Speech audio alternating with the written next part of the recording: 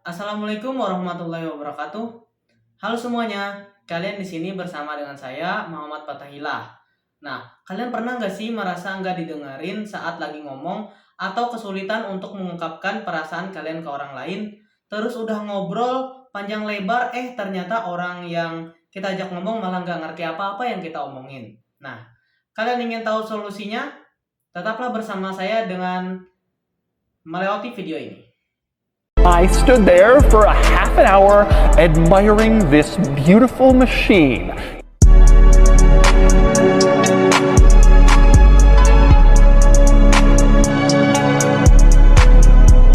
Apa kabarnya hari ini? Semoga masih dalam kondisi yang sehat, semangat, dan berbahagia ya. Di sini kalian bersama dengan saya, Muhammad Fatahillah dari Prodi PGSD semester 1 kelompok 1. Dan kali ini kita akan membahas tentang buku-buku yang hebat dan menarik sekali tentang komunikasi dan juga bagaimana kita berbicara. Bukunya cukup terkemuka dan terkenal karena sempat masuk rak bestseller di Gramedia. Buku apa itu? Nah, ini dia bukunya. Buku ini berjudul Bicara Itu Ada Seninya, yang ditulis oleh Oh Soo-hyang.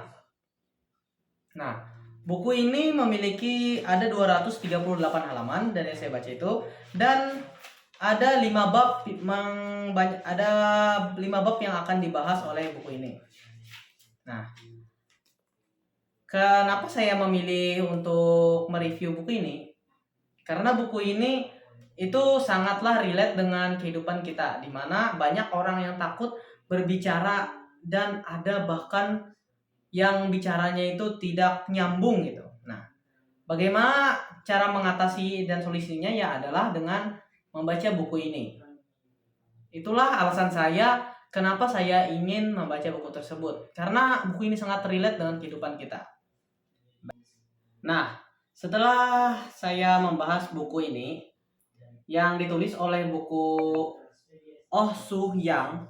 Nah, setelah saya mencari di internet siapa Oh Soo-hyang itu, Oh Soo-hyang adalah salah seorang dosen dan juga pakar komunikasi yang terkemuka yang ada di Korea Selatan. Nah, buku yang ditulis oleh penulis dari Korea ini, yang judulnya buku ini dikatakan bahwa meskipun saat ini dia banyak membantu orang untuk bisa menyampaikan pesan dengan efektif, untuk bisa berkomunikasi dengan baik, dan mengakui bahwa kemampuan dia saat ini itu berbanding terbalik dengan ketika dia zaman kecil dulu. Ketika dia kecil, dia adalah seorang yang sangat minder. Dia orang yang tidak berani dan tidak pede untuk menyampaikan sebuah pesan. Dan titik baliknya adalah ketika dia dipuji oleh guru bahasanya saat SMA, yang dia menyampaikan bahwa kemampuan berbicara dari Oh Soo-hyang ini adalah sangat bagus, dan sejak itu dia kemudian memiliki kepercayaan diri dan terus belajar melalui dirinya sampai akhirnya terkenal sebagai salah seorang pakar komunikasi terkemuka yang ada di Korea Selatan. Baiklah, yang selanjutnya adalah saya akan memberikan kepada kalian poin-poin penting dari isi buku ini setelah saya membaca buku tersebut.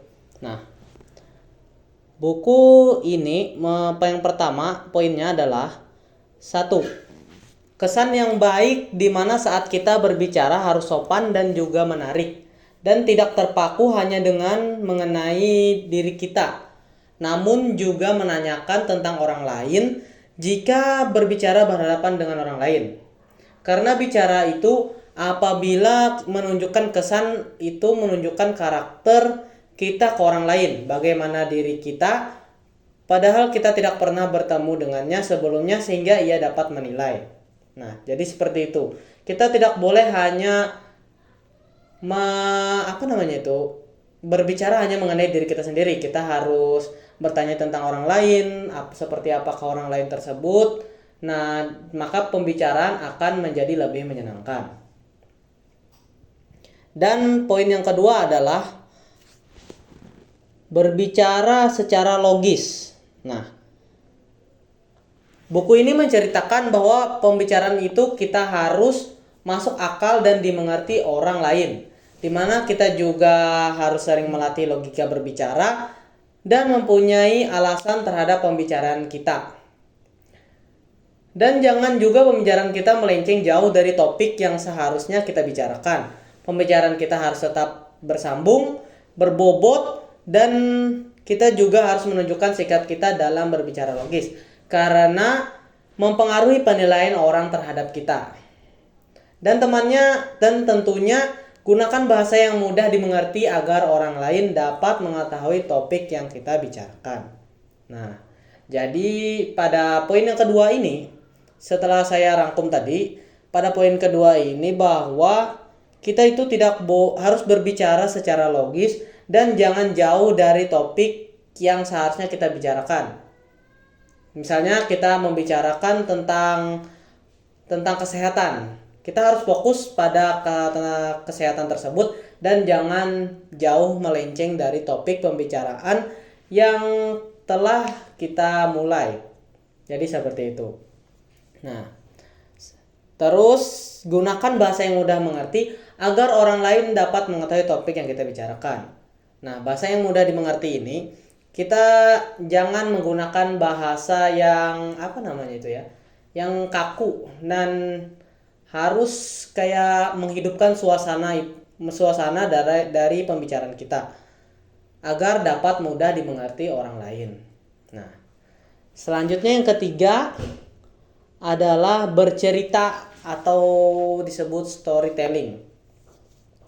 Ketika kita diminta berbicara, maka kita harus menunjukkan cara berbicara kita di mana kita harus memberikan kepada pendengar bagaimana cerita kita itu dapat memberikan ingatan yang membekas kepada pendengar dengan menarik sehingga walau cerita kita itu terkesan tidak benar atau tidak menyenangkan, namun dia akan selalu ingat ketika dia melakukan hal yang sama seperti cerita kita.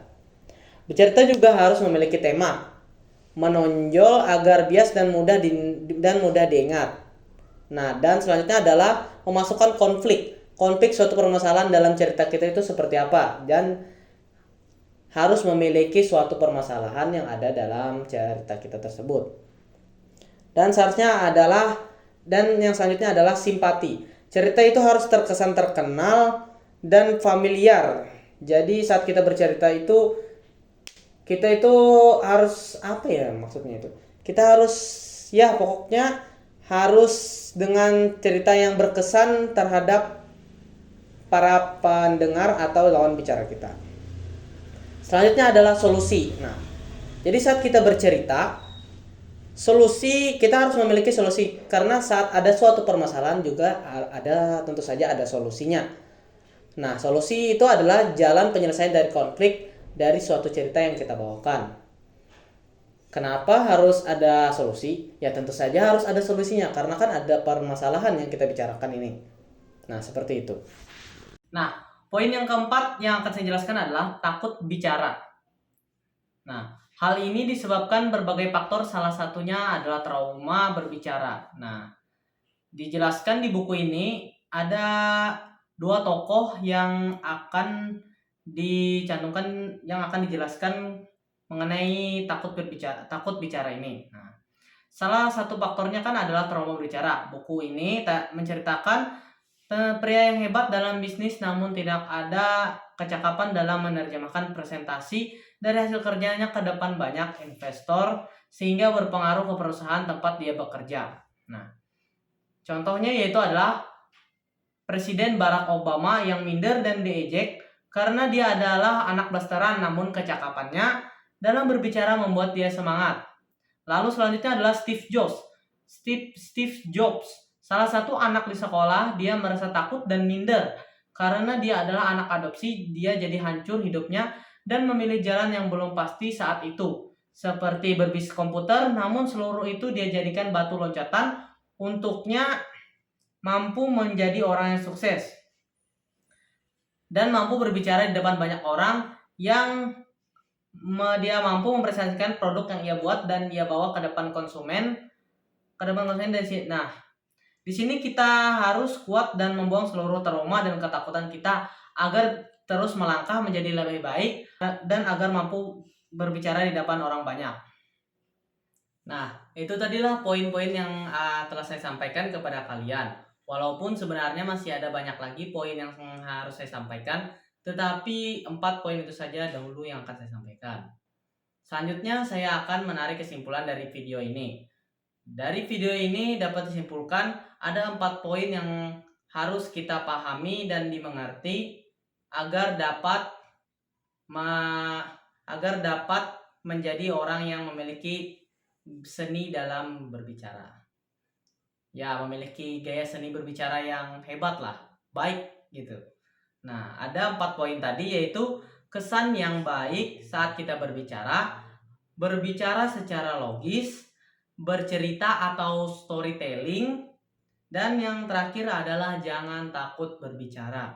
Kenapa kita harus memahami poin-poin tersebut?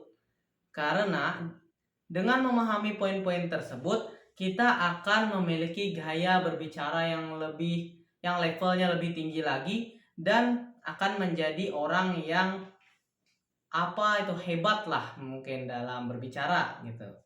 Nah,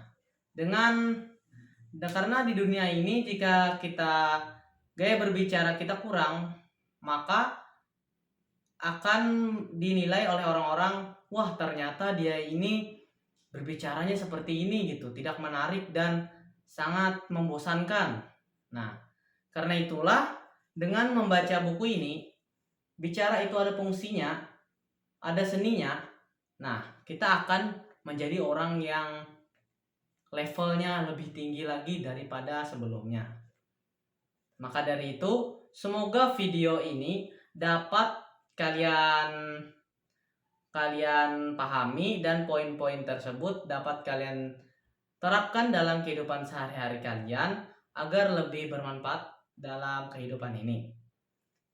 Nah, begitulah yang telah saya sampaikan. See you next time.